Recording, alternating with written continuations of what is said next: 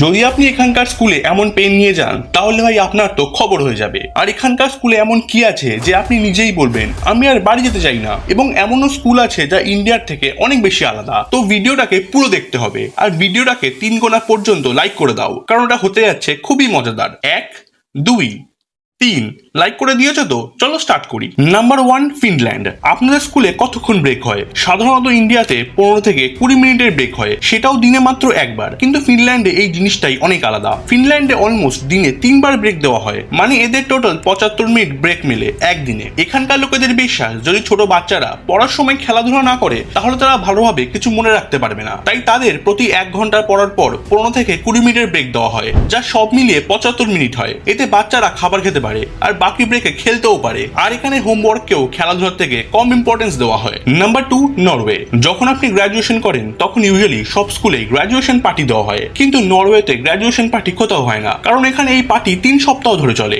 এক্সামের আগে 3 সপ্তাহ ধরে এই পার্টি চলতে থাকে আর কিছু না কিছু ইভেন্ট আর ফেস্টিভ্যাল হতে থাকে। ভারতে যেমন পরীক্ষার আগে ফেয়ারওয়েল হয়, ঠিক তেমনই এখানে অনেক বড় ফেস্টিভ্যাল শুরু হয়, যেখানে বাচ্চারা মিলে পুরনো গাড়ি বা পুরনো ভ্যান কিনে সেটাকে ডেকোরেট করে। Number 3, Thailand. এখানকার স্কুল অনেক বেশি ফ্রেন্ডলি, যার কারণে অনেক লোক বলে এখানে ডিসিপ্লিন কম, কিন্তু আসলে তেমন কিছু নয়। এখানকার মানুষ স্কুলকে একটু আলাদাভাবে অ্যাপ্রোচ করে। প্রথমত এখানে সব বাচ্চাদের জন্য ম্যান্ডেটরি হেয়ার কাট থাকে, ছেলে ও মেয়েদের জন্য আলাদা আলাদা হেয়ার কাট। তারপর স্কুল এখানে অনেক বেশি কেওটিক, যার কারণে ওয়েস্ট থেকে আসা লোকেরা ভাবে এটা খুবই ইনডিসিপ্লিনড, কিন্তু আসলে তেমন নয়। এখানে তো লোকেরা ক্লাসে ফোনও ইউজ করতে পারে, এমনকি ফোন কলও রিসিভ করে কথাও বলতে পারে। আর এখানে ইউনিফর্ম থাকলেও ক্লাসে আর হলওয়েতে অনেক বাচ্চা জুতো বা চপ্পল পরে না, এটা এখানে নর্মাল। Number 5, south Korea.